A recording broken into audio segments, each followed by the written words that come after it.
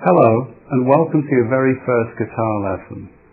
Now, before we begin, I should point out there are three types of guitars you're likely to have at home that you'll be learning on. Don't worry about which one you choose for now, but let's take a look at the different types of guitars that there are.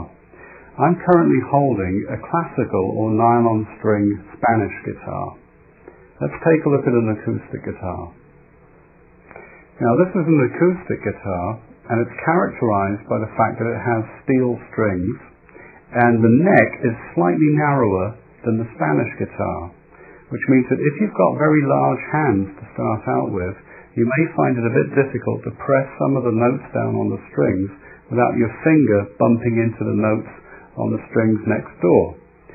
Now, if you do have large hands, I recommend you use a nylon string or Spanish guitar. Now let's take a look at an electric guitar. Now, here we have a typical electric guitar. The strings, just like the acoustic, are steel, and usually it has pickups to produce the sound. So you have to plug in the guitar and have a cord or a lead that goes out to an amplifier so that the notes can be heard.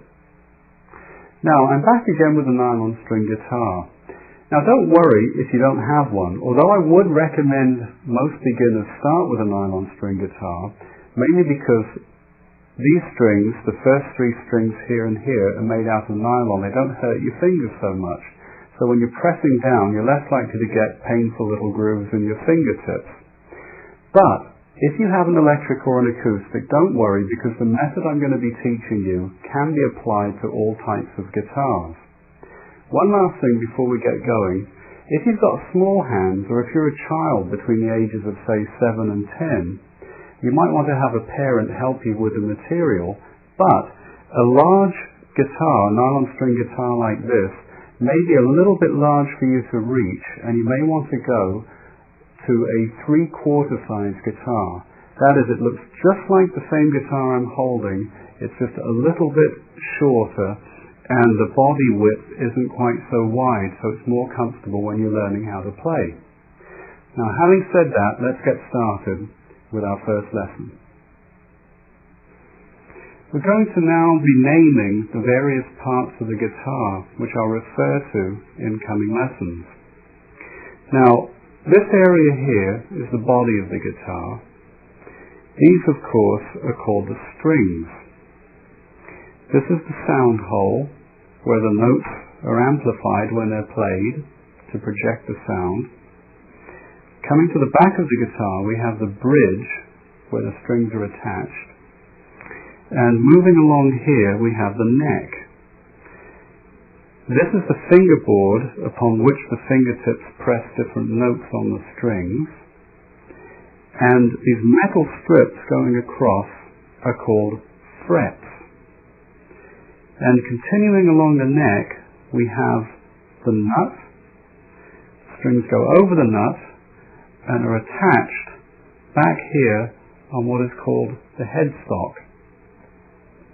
They are tuned by these little knobs here, which are referred to as tuning pegs, or sometimes they're called machine heads. Now, let's take a look at the strings.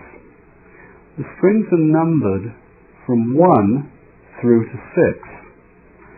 String number 1 being the thin string down here, number 2, the next string up, number 3, number 4, number 5, and number 6. Now the strings are given names from the alphabet. In fact, in music you use the first 7 letters of the alphabet to name and describe notes. The notes for the strings are as follows. We have an E on the first string, a B on the second string, a G on the third string, a D on the fourth string, an A on the fifth string, and an E again on the sixth string. Now, the first string, which is an E, is referred to as high E, as opposed to the sixth string, which is low E. Now it looks, when you look at the guitar, as if the sixth string should be referred to high E because it's further up from the ground than the first string. But in fact, you really go by the pitch or the tone of the note. If you listen, that note, that E, is higher in pitch than the sixth string, which is lower in pitch. Therefore, it's called high E. Next, we're going to go on, and we're going to learn now how to hold the guitar. Here's how I suggest you hold the guitar. Place it on the right leg, like this, so that you feel quite comfortable. You may find it's easier if you raise your right leg up a little bit by placing something under it, like a footstool or some kind of giant book. Now, when you're comfortable, what I'd like you to do is to take your right hand, hold it up like this, and curl your fingers over, just like that. Again, hold it up, curl these fingers over, keep your thumb out like that, and then place them onto the second string, or the B string, like that. That's it, that's perfect. Now put your thumb on the sixth string to rest. Now this is the hand position I want you to assume when we start playing. Now we're dealing with the right hand first anyway, before we start looking at the left hand. But let's take a look at some problems associated with placement of the right hand.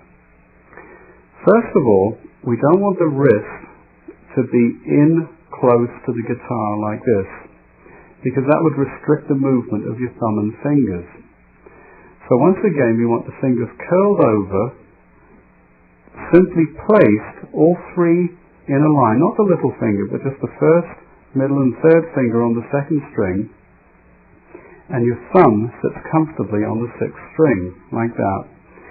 Now, we also want the elbow to rest on the sort of rounded hump area of the guitar here. So we want to place our elbow, or if you have a very long forearm, you may want to just move it back a little bit. The key thing is to be comfortable.